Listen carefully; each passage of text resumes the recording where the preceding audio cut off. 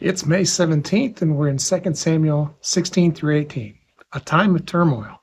Hey, everybody, welcome. Today we're diving into a critical period in King David's life, covering chapters 16 through 18 of 2 Samuel. These chapters are filled with betrayal, rebellion, and ultimately heartache. So let's begin with David fleeing Jerusalem due to his son Absalom's rebellion. 2 Samuel 16 opens with David leaving the city and facing insults from Shimei.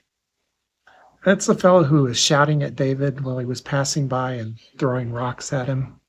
Well, Abishai even asked David, "Would you allow me just to go cut the head off of this dog?" But David restrains him. Why? Because David declares to Abishai that he's cursing me because God told him to.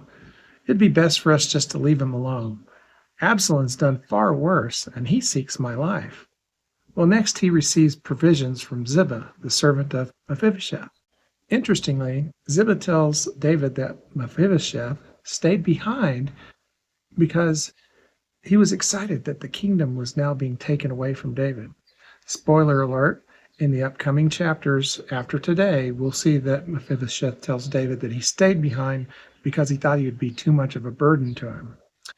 But David won't hear that from Mephibosheth for some time later. For now, he gives Ziba all that Mephibosheth has. These events highlight the vulnerability and the lowliness of David's position at this moment in time. Moving on to chapter 17, we see Absalom taking complete control of Jerusalem and following Ahithophel's counsel.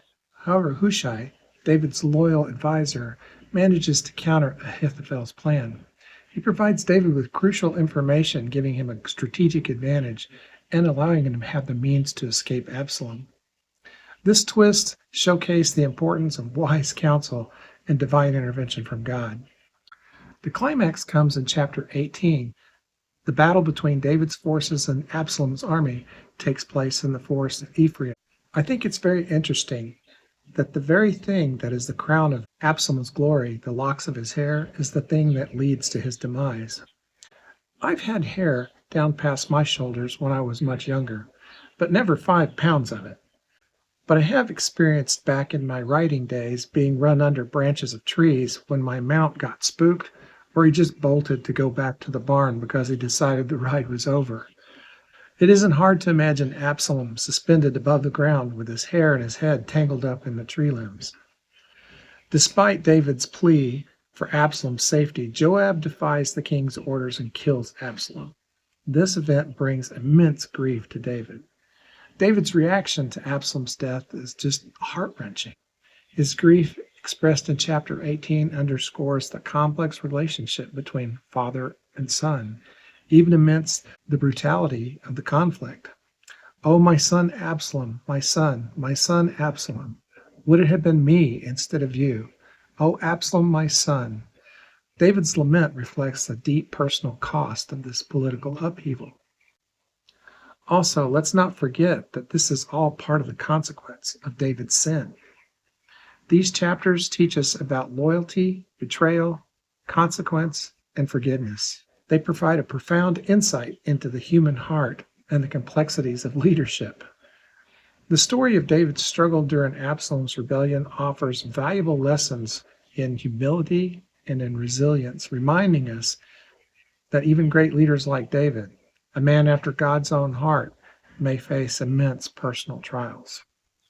So, where can we take encouragement from this story?